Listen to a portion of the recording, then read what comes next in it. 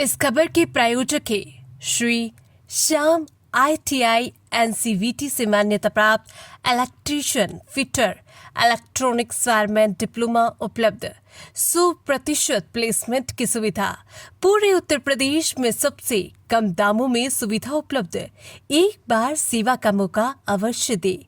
हमारा पता है कॉलोनी गेट के सामने राजघाट रोड, नरोरा, जिला बुलंदशहर।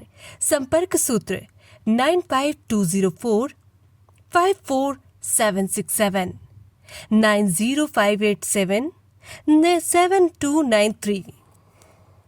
गाजियाबाद के रामलीला मैदान में भाकियू महाशक्ति की पंचायत हुई, जिसमें राष्ट्रीय अध्यक्ष ठाकुर धर्मेंद्र सिंह ने कहा कि सरकार जब तक MSP गारंटी कानून लागू नहीं करेगी, हम पूरे देश में आंदोलन करते रहेंगे।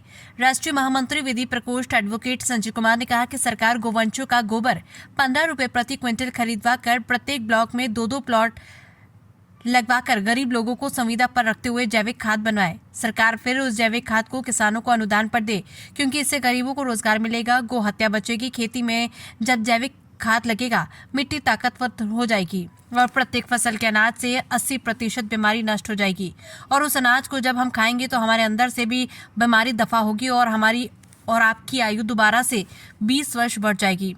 इसी के चलते संगठन का विस्तार करते हुए प्रदीप चौहान को जिलाध्यक्ष गाजियाबाद के पद पर मनोनीत किया गया। तो आपने जो जिलाध्यक्ष गाजियाबाद बनाया है संदीप चौधरी को, इनका क्या क्या इनको जिम्मेदारी दी गई है गाजियाबाद? ऐसा है, किसान गरीब मजदूरों की आवाज़ को बुलंद करने के लिए, उनको न्याय दिलाने के लिए आज जनपद गाजियाबाद के घंटाघाट रामलीला ग्राउंड में भारतीय किसान यूनियन महाशक्ति की बैठक का आयोजन किया गया है, जिसमें हमारे प्रदीप चौहान जी को जिलाध्यक्ष मनोनीत करते हुए इनके साथ में संदीप चौहान को जिला महामंत्री बनाया है और इन्हीं के साथ में हरजीत भाटी को प्रदेश प्रचार महामंत्री के पद पर नियुक्त किया जाएगा। हमारा उद्देश्य यही है कि तो गाजियाबाद और उत्तर प्रदेश से नहीं पूरे देश में ये संगठन काम कर रहा है। जहाँ कोई पीड़ित गरीब किसान मजदूर है, उसको हर संभव न्याय दिलाने के लिए पूरी संघर्ष के साथ भारतीय किसान यूनियन महाशक्ति का एक कार्यकर्ता, एक पदाधिकारी सदस्य काम करता है।